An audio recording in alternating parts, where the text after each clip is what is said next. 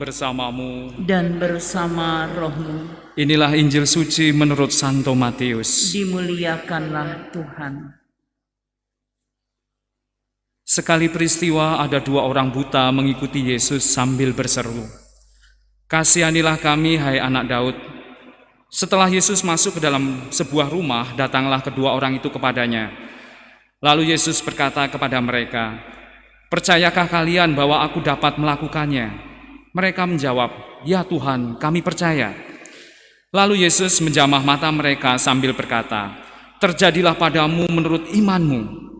Maka meleklah mata mereka. Lalu dengan tegas Yesus berpesan kepada mereka, "Jagalah, janganlah seorang pun mengetahui hal ini." Tetapi mereka keluar dan memasyurkan Yesus ke seluruh daerah itu. Demikianlah sabda Tuhan. Terpujilah Kristus. Saudara-saudari yang dikasihi dan mengasihi Tuhan, dasar atau fondasi iman kita yang akan membuat hidup kita semakin kuat jika kesulitan atau tantangan dalam hidup membuat kita jatuh dan enggan untuk bangkit lagi, tentunya harapan atau masa depan yang cerah tidak akan pernah kita lihat. Oleh karena itu, dasar atau fondasi iman kita yang akan membuat hidup kita semakin kuat. Dalam bacaan pertama, Nabi Yesaya menggambarkan perubahan hidup yang penuh sukacita dan keselamatan yang dialami oleh umat Israel. Bukankah hanya sedikit waktu lagi Libanon akan berbuah menjadi kebun-kebun buah, dan kebun buah itu akan disebut hutan. Pada waktu itu orang-orang tuli akan mendengarkan perkataan-perkataan dan sebuah kitab dan lepas dari kekelaman, dan mata orang buta akan melihat.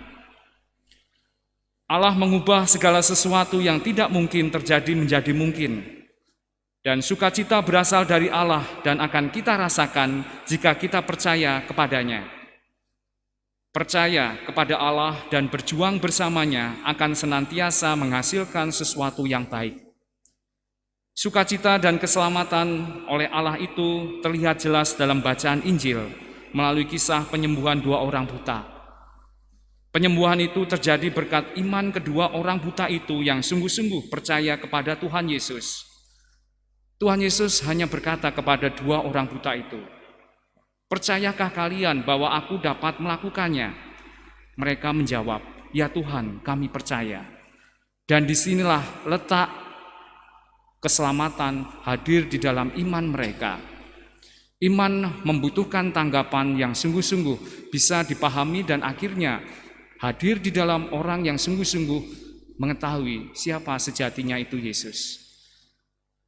Saudara-saudari yang mengasihi dan dikasihi Tuhan, marilah kita senantiasa percaya kepada Allah agar dapat berjuang dengan teguh dan tangguh dalam kehidupan ini. Dalam Dia ada sukacita dan keselamatan. Oleh karena itu, janganlah kita ragu atau khawatir. Biarkanlah Allah tinggal dan meraja di dalam hidup kita masing-masing. Bila Allah meraja, yang lain pasti akan lewat. Dan tidak ada yang dapat menggantikan Allah dalam kehidupan kita.